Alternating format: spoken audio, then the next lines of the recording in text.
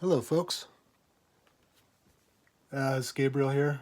I just got done watching a video interview with Chet Zar and Andrew Kadima on the Dark Art Society podcast. And in their discussion, they were talking about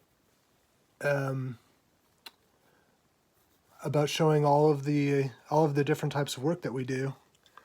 And I do quite a lot of different types of things. I do a lot of dark art, record covers for metal bands and whatnot. And I also do pieces like this. And there's quite a few reasons for that. Part of it's just because I love it. I love doing still life and landscape and portraits and things like that. I studied more academic type painting in my younger days. And even though I was still making darker stuff the whole time since I was a kid, this type of thing has definitely been a part of it. And so I figured that I would use this channel to highlight, showcase everything that I do. Thanks to the interview and conversation with those two guys. Just to give a little bit of context here, what I do is typically I begin a picture with an imprimatura, and that just basically means ground layer, ground layers of a picture. Typically it's a warmer color. I'm using burnt umber. Sometimes a little bit of sienna brown, working up the whites. This one's probably going to take a little bit more on the whites because these whites are not quite bright enough for what I want. And then I layer on top of once I get that done, then I will glaze yellow and blue, or first yellow, and then I redo the whites, and then I do blue, I redo my whites again. And this is sort of a classical technique. I also make the horror pictures this way. And so you're going to see a lot of similarity between what I do here and some of the other videos with album covers and things like that. The approach, the technique is pretty much the same. And working through these types of things is very good for the practice of the technique, and it's also something that I find to be, incredibly enjoyable. And so this is a big part of what I do. So I will probably be addressing my techniques and things like that more through subsequent videos. I think for the moment, it gives a little bit of an idea of how this thing got started and maybe a little bit the direction that it's going. The only part left that I haven't repainted or painted over yet is this little corner here where you can still see that blue and white layer. I find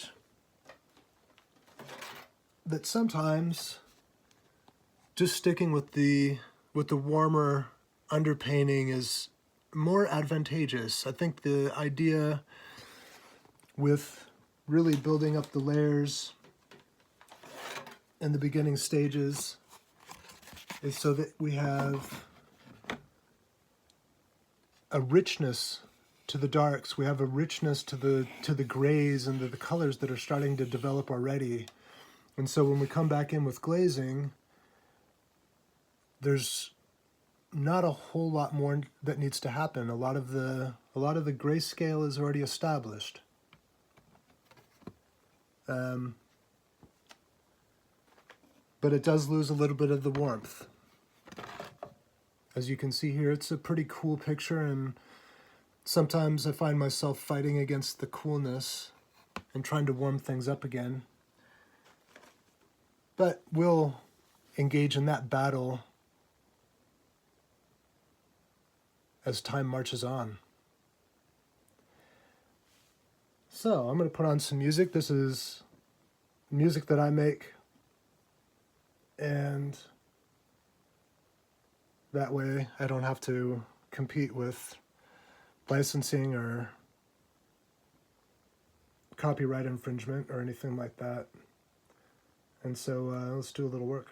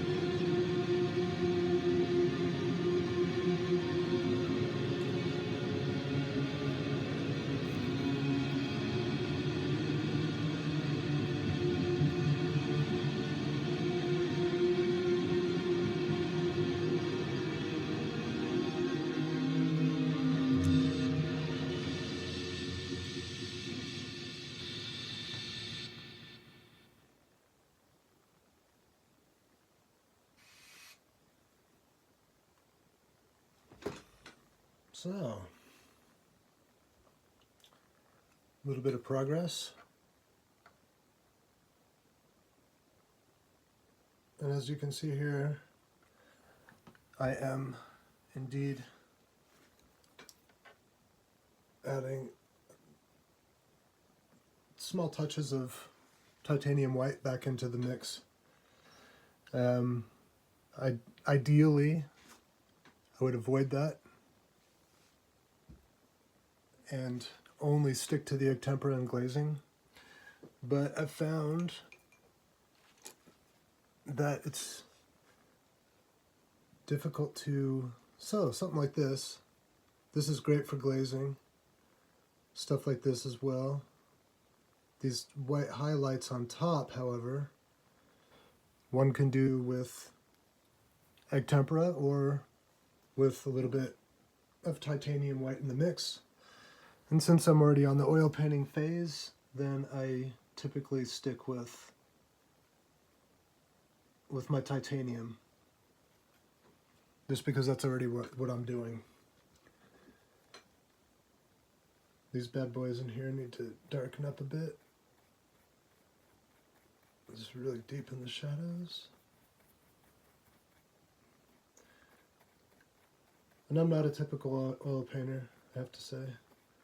Usually what I like to do is put down the color I need and then take a different brush and soften it up and blend it in. And this is right now wet on dry, but it's usually fine. Sort of a scumbling technique. I think for a lot of oil painters it's probably a little bit taboo. That's just the way that my technique has developed over the years. And I am indeed an old dog.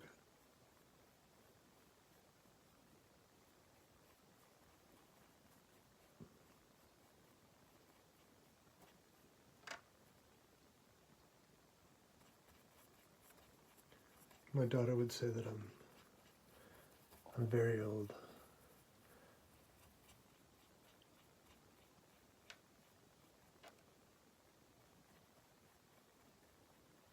So,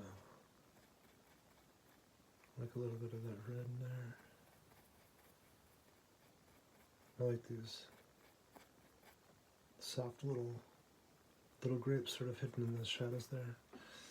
And this area needs to darken up in general.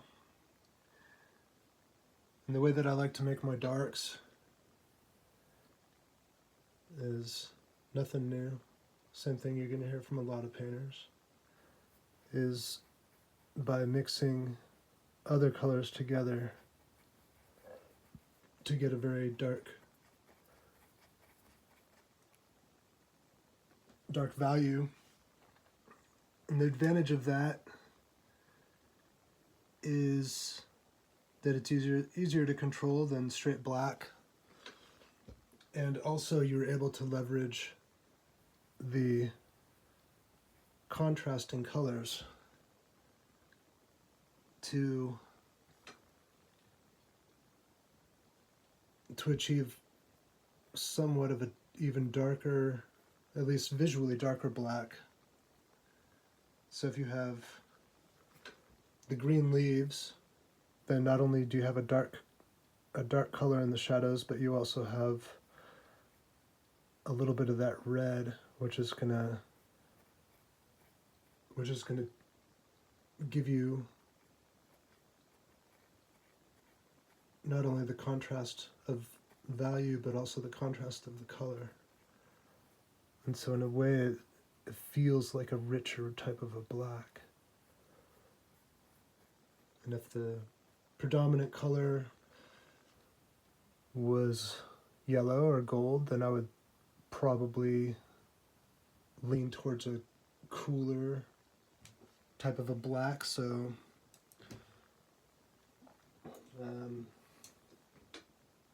say ultramarine blue,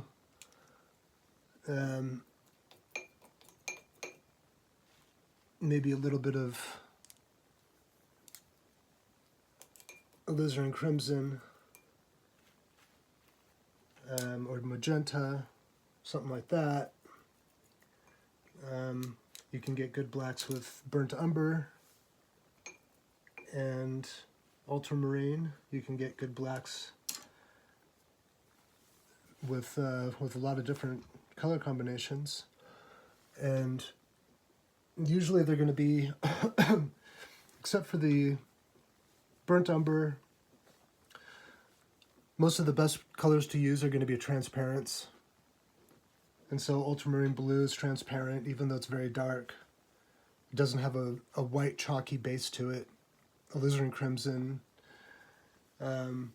magenta, things like this.